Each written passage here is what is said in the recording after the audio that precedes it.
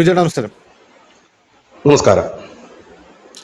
വിജയേട്ടാ, നമ്മുടെ 5 സംസ്ഥാനങ്ങളിലേക്കുള്ള തെരഞ്ഞെടുപ്പ് നടക്കുന്ന കാലഘട്ടത്തിലൂടെയാണ് നമ്മൾ കടന്നു പോകുന്നത്.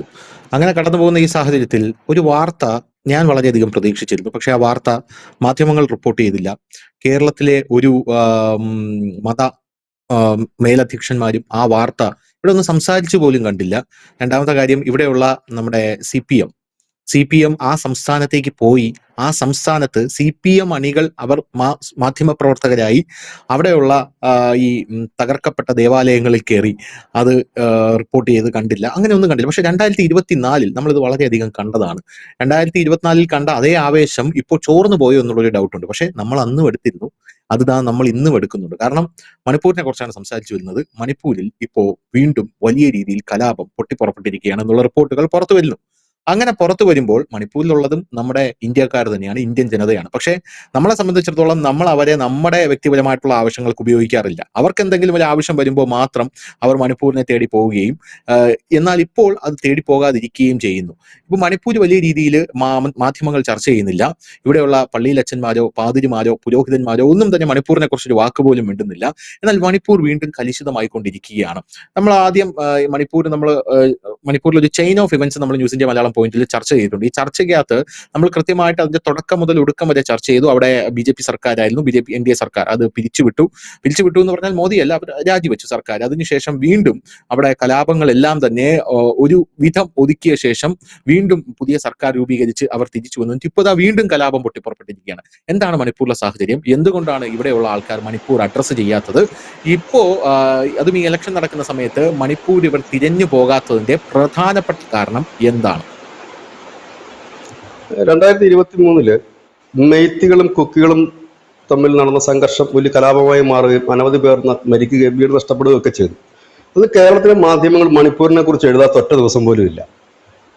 കേരളത്തിലുള്ള ഒട്ടുമിക്ക മെത്രാന്മാരും പത്രസമ്മേളനം നടത്തുകയും മോദിയെ വളരെയധികം ക്രൂശിക്കുകയും RSSന് പ്രതിക്കൂട്ടിൽ നിർത്തുകയും അനവധി പ്രസ്താവനകൾ നടത്തി. പക്ഷേ ഈ 2026 ഫെബ്രുവരി മാസം 7-ാം തീയതി അവിടെ ഒരു സംഘർഷം നടക്കുന്നു. അവിടെ ഈ ഒരു സ്ഥലത്ത്, അവിടെ വൈഷ്ണവി എന്ന് പറയുന്ന ഒരു വില്ലേജില് ഒരു CRPF ജവാന്റെ വീട്ടിലേക്ക് ആക്രമണം നടക്കുന്നു.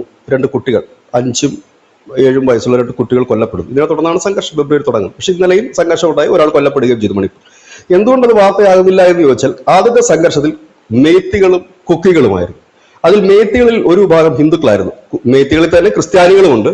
കുക്കികൾ ഓൾറെഡി ക്രിസ്ത്യൻസ് ഗോത്ര വിഭാഗമാണ്, ഗോത്ര ക്രിസ്ത്യൻസ് എന്നാണ് അവർ അറിയപ്പെടുന്നത് തന്നെ. അവരാണ്. മേത്തികളിൽ 2 കൂട്ടരുണ്ട്. ഹിന്ദുക്കളാണ് ഭൂരിപക്ഷം, പക്ഷെ കുറച്ചുപേര് ക്രിസ്ത്യൻസും ഉണ്ട് അവിടെ. 41% ഈ ഗോത്ര ക്രിസ്ത്യൻസ് ഉള്ള സംസ്ഥാനമാണ് മണിപ്പൂർ. അവിടെ ആ സംഘർഷം കഴിഞ്ഞു. അവിടെയാണ് BJP അവരുടെ ബിരൻ സിംഗിനെ മുഖ്യമന്ത്രി സ്ഥാനത്ത് നിന്ന് മാറ്റുന്നു. പുതിയ ആൾ അവിടെ വരുന്നു. രാഷ്ട്രപതി ഭരണം ഏർപ്പെടുത്തി. എല്ലാം ഒന്ന് സ്മൂത്തായി. രാഷ്ട്രപതി ഭരണം കഴിഞ്ഞപ്പോൾ മുഖ്യമന്ത്രി തന്നെയാണ് അവിടെ. അതെല്ലാം ഒന്ന് കഴിഞ്ഞ് വളരെ സ്മൂത്തായിട്ട് പോയിക്കൊണ്ടിരിക്കുമ്പോൾ അടുത്ത സംഘർഷം ഉണ്ടാകുന്നു. ഇതാരൊക്കെയാണ് ഇതിന്റെ സൈഡില്? നാഗാസും ഈ പറയുന്ന കുക്കിസോയും, അതായത് കുക്കികളും നാഗന്മാരും തമ്മിലാണ് ഏറ്റുമുട്ടുന്നത്. മുമ്പ് ആക്രമണം നടത്തിയത് മേത്തികളും കുക്കികളുമായിരുന്നെങ്കിൽ ഇപ്പോൾ കുക്കികളും നാഗന്മാരും തമ്മിലാണ് അവിടെ സംഘർഷം നടക്കുന്നത്. നാഗന്മാർ അവിടെ ആക്രമിച്ചു എന്ന് പറഞ്ഞുകൊണ്ടാണ് കുക്കികൾ തിരിച്ചടിച്ചത്. ഭയങ്കരമായ ഒരു സംഘർഷത്തിലേക്ക് പോകും. ഇവരും ഗോത്ര ക്രിസ്ത്യൻസ് ആണ്, 2 കൂട്ടരും ക്രിസ്ത്യൻസ് ആണ്. ഇതിൽ പങ്കെടുക്കുന്ന സംഘടനകളുടെ പേര് നാഗ വില്ലേജ് ഗാർഡ് എന്ന് പറഞ്ഞിട്ടൊരു സംഘടനയാണ് ആക്രമണങ്ങൾക്ക് നടത്തുന്നത്. ഇപ്പുറത്താണെന്നുണ്ട് കുക്കിയുടെ ഒരു ആർമിയാണ് അവിടെ ഉള്ളത്. കുക്കി ആർമി എന്ന് പറഞ്ഞിട്ട് ഒരു ആർമിയാണ് ഇതിനെ എതിർക്കുന്നത്. അതായത് യുണൈറ്റഡ് കുക്കി നാഷണൽ ആർമി എന്നാണ് അവരെ പറയുന്നത്. അവരാണ് ഈ പറയുന്ന സംഘർഷങ്ങൾക്ക് ആക്കം കൂട്ടിക്കൊണ്ടിരിക്കുന്നത്. 2 ഭാഗവും ആക്രമണം നടത്തും. ഇവിടെ ഇന്നത്തെ വിഷയം എന്താണെന്ന് വെച്ചാൽ, അതുകൊണ്ട് തന്നെ 100 കണക്കിന് വീടുകൾ തകർക്കപ്പെട്ടു. ഈ സംഘർഷത്തിൽ അനവധി പള്ളികൾ തകർക്കപ്പെട്ടു. നമുക്കറിയാം, ഇന്ത്യയിൽ എവിടെയെങ്കിലും ഒരു പള്ളി തകർക്കപ്പെട്ടു കഴിഞ്ഞാൽ സോഷ്യൽ മീഡിയയിൽ അതിന്റെ ചിത്രങ്ങളും വീഡിയോകളും ഇട്ട് മാക്സിമം അർമാദിക്കും, ചൂടാപ്പികൾ അർമാദിക്കും. പിന്നെ ഈ സഭയുമായി ബന്ധപ്പെട്ട് നിൽക്കുന്ന സംഘടനകളും ആളുകളും അർമാദിക്കും. നമ്മുടെ മലയാള മാധ്യമങ്ങൾ മാക്സിമം ആഘോഷിക്കും. പക്ഷെ ഇതൊന്നും ഇവിടെ കണ്ടില്ല. കാരണം എന്താണ്? തകർന്നതെല്ലാം ക്രിസ്ത്യൻ പള്ളിയും തകർത്തതെല്ലാം ക്രിസ്ത്യാനികളുമായിരുന്നു എന്നുള്ളതാണ് അതിന്റെ യാഥാർത്ഥ്യം. ഇതെന്തുകൊണ്ട് വാർത്തയായില്ല എന്ന് വെച്ചാൽ, ഒന്ന്, ആ വാർത്തയ്ക്ക് റീച്ച് കിട്ടില്ല. കാരണം ഇപ്പുറത്തെ സൈഡിൽ ഹിന്ദു ഇല്ല. അതുകൊണ്ട് തന്നെ വംശഹത്യ എന്നൊരു നരേഷൻ ഇതിനുണ്ടാക്കാൻ കഴിയില്ല. രണ്ടാമത്തെ കാര്യം, ഈ നക്സലിനെ ഒതുക്കിയതിന് തൊട്ട് പിന്നാലെ തന്നെ ഫോറിൻ ഫണ്ടുകൾ അടക്കം പിടിക്കാൻ തുടങ്ങിയ FCRA നിയമങ്ങൾ വരികയും അത് മുറുകുകയും ചെയ്തു. അതിനുശേഷം നമ്മൾ കുറച്ച് ദിവസം മുമ്പ് നമ്മൾ കൊടുത്തൊരു വാർത്ത ഉണ്ടായിരുന്നു. അമേരിക്കൻ പൗരനെ ഈ വടക്കുകിഴക്കൻ സംസ്ഥാനങ്ങളിൽ നിന്ന് അറസ്റ്റ് ചെയ്തു. അമേരിക്കൻ പൗരൻ എന്ന് പറഞ്ഞു കഴിഞ്ഞാൽ പല രാജ്യങ്ങളുടെയും ഭരണം താഴെയിട്ട ഒരു അമേരിക്കൻ പൗരനായിരുന്നു. അദ്ദേഹത്തിന്റെ കൂടെ 6 ഉക്രൈൻ പൗരന്മാരെ കൂടി അറസ്റ്റ് ചെയ്യുകയുണ്ടായി. ഈ ഒരു സാഹചര്യത്തിൽ നോക്കുമ്പോൾ ഈ വടക്കുകിഴക്ക് സംസ്ഥാനങ്ങളിൽ വിദേശത്തു നിന്നുള്ള ഏജൻസികൾ, അതായത് സഭയുടെ ഏജൻസികളുണ്ട്, ഭരണം മാറ്റാൻ ശ്രമിക്കുന്ന അമേരിക്കൻ ചാരസംഘടനയുടെ ഏജൻസികൾ വലിയ രീതിയിലുള്ള പ്രവർത്തനം അവിടെ നടത്തി വരികയാണ്. ഇത് ഇന്നലെ തുടങ്ങിയ പ്രവർത്തനമല്ല. 1964 മുതൽ മണിപ്പൂരിൽ സംഘർഷമാണ്. ഈ ഗോത്രവർഗ കലാപങ്ങളാണ് അവിടെ നടക്കുന്നത്. ആ ഗോത്രവർഗ കലാപത്തിന് മതത്തിന്റെ ഛായ നൽകിക്കൊണ്ടാണ് കേരളത്തിലടക്കം 2024 തെരഞ്ഞെടുപ്പിൽ BJP തോൽപ്പിക്കാനായിട്ട് സഭകളും പത്രങ്ങളും ഒക്കെ ശ്രമിച്ചിരുന്നത്. പക്ഷെ ഇപ്പോൾ അവർക്കത് പറയാൻ കഴിയില്ല. ഒന്ന്, തെരഞ്ഞെടുപ്പില്ല. പക്ഷെ തെരഞ്ഞെടുപ്പ് ഉണ്ടായിരുന്നു, കേരളത്തിലേക്ക് അവർക്ക് തെരഞ്ഞെടുപ്പ് ഉണ്ടായിരുന്നു. പക്ഷെ എനിക്ക് തോന്നുന്നത് പറയാൻ കഴിയില്ല. രണ്ടും ക്രിസ്ത്യൻസ് ആണ്. പേരിന് പോലും മരുന്നിന് പോലും ഒരു ഹിന്ദു ഇല്ല. അവിടെയാണ് അതിന്റെ വിഷയം.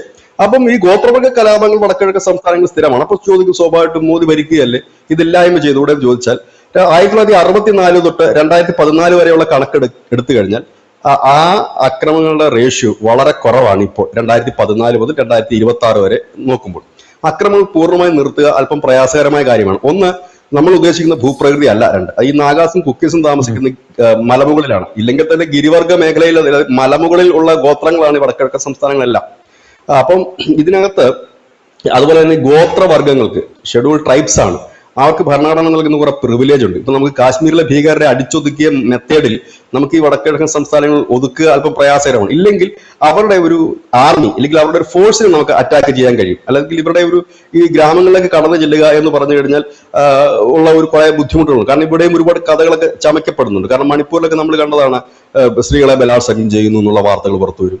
പട്ടാളക്കാർ ബലാത്സംഗം ചെയ്യുന്നു, ഇല്ലെങ്കിൽ അങ്ങനെ ചെയ്യുന്നു, ഇങ്ങനെ ചെയ്യുന്നു, അത്തരം കഥകളൊക്കെ. അപ്പൊ അങ്ങനെയുള്ളതും കൂടെ നോക്കിക്കൊണ്ടാണ് ആ ഒരു കടുത്ത നടപടിയിലേക്ക് പോകാതിരുന്നത്. മണിപ്പൂരിൽ രാഷ്ട്രപതി ഭരണം ഏർപ്പെടുത്തിയിട്ട് അധികം നാൾ നിന്നില്ല. 6 മാസത്തിനുള്ളിൽ അത് പിൻവലിക്കുകയും അവിടെ മുഖ്യമന്ത്രിയെ പുതിയതായി അവരോധിക്കുകയും സ്റ്റേറ്റ് സർക്കാർ മുമ്പോട്ട് പോവുകയും വലിയ കുഴപ്പമില്ലാതെ പോവുകയായിരുന്നു.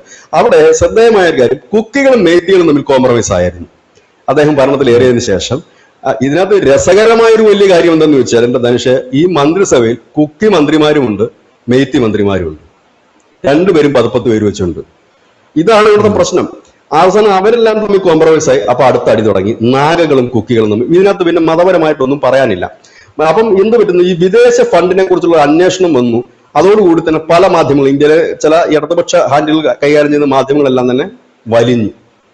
കാരണം വലിയ രീതിയിൽ തന്നെ ഫണ്ട് ഒഴുകിക്കൊണ്ടായിരുന്നു ഇവിടുത്തെ വാർത്തകൾ ഇന്റർനാഷണൽ തലത്തിൽ എത്തിക്കുന്നതും ഇവിടെ കുത്തിത്തിരിപ്പുണ്ടാക്കുന്നത്. അത്തരക്കാർ ഒതുങ്ങിയതാണ് ഒരു കാരണം. രണ്ടാമത്തെ കാരണം എന്ന് വെച്ചാൽ, ഇതിന് മതപരമായ ഒരു ആംഗിൾ ഇല്ലായിരുന്നുകൊണ്ടാണ് ഈ വാർത്ത അവർ നൽകാതിരുന്നത്. ഇത് വളരെ ഒരുപാട് സംഘടനകളാണ് ഇതിന്റെ പിന്നിൽ. ഈ നാഗാ വില്ലേജ് ഗാർഡ് മാത്രമല്ല, ഹോർ ഷോക്മിയ ജംഗ് എന്ന് പറഞ്ഞിട്ടൊരു സംഘടന കുക്കികൾക്കുണ്ട്. അതുപോലെ യുണൈറ്റഡ് കുക്കി നാഷണൽ ആർമി എന്ന് പറഞ്ഞൊരു സംഘടനയുണ്ട്.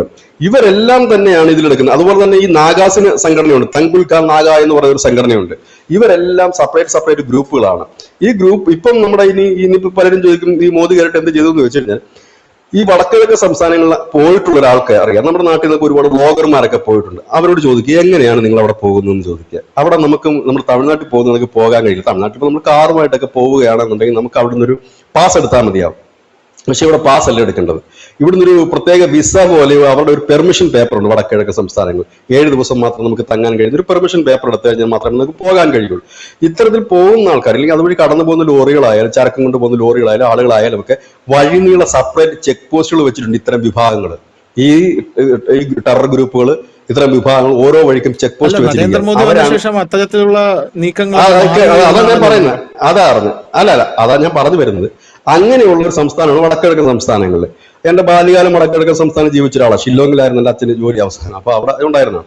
അപ്പൊ അത്രത്തോളം അവിടെ മറ്റുള്ളവർക്ക് കടന്നു ചെല്ലാൻ കഴിയാത്ത, അത് അവർക്ക് അനുവദിച്ചിരിക്കുന്ന ഒരു പ്രിവിലേജ് ആണ്. ഇപ്പൊ തമിഴ്നാട്ടിലോ കേരളത്തിലോ നമുക്കത് ചെയ്യാൻ കഴിയും. കാരണം അത് ഗോത്രവർഗ മേഖലകളാണ്, അവർക്ക് കൊടുത്തിരിക്കുന്ന പ്രിവിലേജ്. അവരുടെ ആചാരം സംസ്കാരം ഒക്കെ അങ്ങനെ തന്നെ പോട്ടെ എന്ന് കരുതിയ പ്രിവിലേജ് ആണ്. അവിടെയാണ് ഇത്തരം ചെക്ക് പോസ്റ്റുകൾ ഉണ്ടായിരുന്നു. വലിയ രീതിയിൽ കറുപ്പ് കൃഷിയും കഞ്ചാവ് കൃഷിയും ഇവരുടെ പണത്തിന് വേണ്ടി സമ്പാദിക്കാൻ വേണ്ടിയിട്ട് ഇവർ നട്ടുപിടിപ്പിക്കുകയും കൃഷിയിടങ്ങളും ഉണ്ടായി. അത് ഈ മോദി സർക്കാർ വന്നതിന് ശേഷം അതിൽ പതുക്കെ കൈവച്ച് തുടങ്ങിയപ്പോഴാണ് സംഘർഷം തുടങ്ങുന്നത്. അതായത് ഈ മതം മാറ്റ ലോബി ഇവരെ ഉപയോഗിച്ച് രാജ്യത്തെ വിഘടിപ്പിക്കാൻ നടത്തിയ വലിയ ശ്രമം, ആ ശ്രമം പൊളിഞ്ഞു തുടങ്ങുന്നു. അതായത് മോദി ആദ്യം ചെയ്തത് എന്താണ്, ഈ ചെക്ക് പോസ്റ്റുകളെല്ലാം നീക്കം ചെയ്യാൻ തുടങ്ങി. അവിടെ കൂടെ ചരക്ക് ഗതാഗതം പതുക്കെ പോകാൻ തുടങ്ങി. അപ്പോൾ എന്തു പറ്റി, തങ്ങളുടെ കയ്യിൽ നിന്ന് നഷ്ടപ്പെടുന്നു എന്ന് കണ്ടപ്പോൾ മ്യാൻമാർ വഴി ആയുധങ്ങളും മറ്റും എത്തിച്ചുകൊണ്ട് ഇത്തരം ഈ പറയുന്ന NGOs-കൾ, ഈ മതപരിവർത്തന ലോബികള് അവിടെ കലാപം ഉണ്ടാക്കാൻ ശ്രമിച്ചു തുടങ്ങി. അവിടെയാണ് അതിന്റെ ഒന്നാമത്തെ പോയിന്റ്. രണ്ടാമത്തെ പോയിന്റ്, പട്ടാളം അവിടെ കയറിയതിനു ശേഷം, അതായത് ഈ പറയുന്ന ഇപ്പൊ രാഷ്ട്രപതി ഭരണം വന്നതിന് ശേഷം അവിടുത്തെ കറുപ്പ് കൃഷി പൂർണ്ണമായിട്ട് അടിച്ച് ദൂരെ കളഞ്ഞു. അതോടുകൂടി തന്നെ ഇവിടെ സാമ്പത്തിക ഇത് പോയി. ആ സാമ്പത്തിക രംഗം പുഷ്ടിപ്പെടുത്താനാണ് വിദേശത്തു നിന്ന് ഒരുപാട് ഫണ്ട് അവിടെ ഇറങ്ങിയിരുന്നത്. ഈ വിദേശത്തു നിന്ന് വരുന്ന ഫണ്ട് മതപരിവർത്തനത്തിന് മാത്രമല്ല ഉപയോഗിക്കുന്നത്. ഇത്തരം മിഷണറിമാർ ചെയ്യുന്നത് മാവോയിസ്റ്റ് മേഖലയിൽ ഈ പണം ഉപയോഗിക്കും. അതുപോലെ തന്നെ ഈ വടക്കിഴക്കൻ സംസ്ഥാനങ്ങളിലെ പീഡനവാദികൾക്ക് ആയുധവും മറ്റും എത്തിച്ചു കൊടുക്കാൻ ഈ പണം ഉപയോഗിക്കും. ഇത്തരത്തിൽ വന്നു. ഇതൊരു വലിയ നെറ്റ്വർക്കായിട്ട് അവിടെ വർക്ക് ചെയ്യാൻ. ആ നെറ്റ്വർക്കിന്റെ കടക്കിലാണ് മോദി കത്തിവെച്ചത്. ഇത് 1-2 ദിവസം കൊണ്ട് തീർക്കാൻ കഴിയുന്ന സംഭവമല്ല. പക്ഷെ ഈ ചുരുങ്ങിയ കാലയളവിനുള്ളിൽ അദ്ദേഹത്തിന് ഒരുപാട് കാര്യങ്ങൾ ചെയ്യാൻ പറ്റും. ഒന്ന്, അവിടെ കുറച്ചെങ്കിലുമൊക്കെ സമാധാനം എത്തിക്കാൻ പറ്റും. ഇതൊന്നും ആയിരുന്നില്ല മണിപ്പൂരിന്റെ സംഘർഷം. ഇല്ല, വടക്കിഴക്കൻ സംസ്ഥാനങ്ങൾ എവിടെ വേണം നോക്കിക്കോളൂ, അവിടൊക്കെ ഒരിക്കലും ഒരു ശാശ്വത സമാധാനം ഉണ്ടായിട്ടില്ല. അസാമിലായാൽ തന്നെ, മിസോറാമിലായാലും, നാഗാലാൻഡിലായാലും എവിടെയാണ് കലാപം ഉണ്ടായത് ഒരുപാട്. ഇന്ന് അവിടെയൊക്കെ കലാപം തീരുകയും ഈ മണിപ്പൂരിലെ വിഷയം ഈ രീതിയിലേക്ക് മാറ്റുകയും ചെയ്തു. അവിടെ നാഗകളും കൊക്കികളും തമ്മിൽ സംഘർഷം പതിവുള്ള കാഴ്ചയാണ്, പുതിയതായിട്ടുണ്ടായതല്ല. അവർ പണ്ട് തൊട്ടേ അടിക്കുന്നത്. കാരണം ഇവർ തമ്മിലുള്ള ഒരു ക്ലാഷ് തുടങ്ങുന്നത് തന്നെ ഇവരുടെ അതിർത്തി പ്രദേശങ്ങളാണ്. ഓരോരുത്തർക്കും ഓരോ വില്ലേജ് ഉണ്ട്. നമ്മുടെ നാട്ടിൽ സിമ്പിളായിട്ട് പാർട്ടി ഗ്രാമങ്ങളുണ്ടെന്ന് പറയുന്ന പോലെ തന്നെ ഇവർക്ക് ഓരോ വില്ലേജുകളുണ്ട്. ഈ വില്ലേജുകളിൽ നിന്ന് ഒരാൾ അവിടെ പോയി അവിടെ എന്തെങ്കിലും ആരെങ്കിലും കളിയാക്കുകയോ പറയുകയോ അടിക്കുകയോ ചെയ്യുമ്പോൾ അതും ആണ് വലിയ സംഘർഷവും കൊലപാതകവും കത്തിക്കുത്തിലും ഒക്കെ തീരുന്നത്. കാരണം രണ്ടു കൂട്ടരും സായുധ സംഘങ്ങൾ ഇതിനകത്തുണ്ട്. ഇവർക്ക് പിന്നെ വലിയ ആയുധങ്ങൾ എത്തിക്കുന്ന ഗ്രൂപ്പുകളുണ്ട്. ഒരുപക്ഷെ ഇത് ഇപ്പോൾ അതിന്റെ വാർത്തകൾ അവിടെ ഇവിടെയും ഒക്കെ ഈ സംഘർഷം നടക്കുന്നത്. കാരണം പട്ടാളം അവിടുന്ന് ഏകദേശം പിൻവലിഞ്ഞു കഴിഞ്ഞിട്ടുണ്ട്. കാരണം പട്ടാള ഭരണം അവിടെ ഇല്ല നിലവിൽ.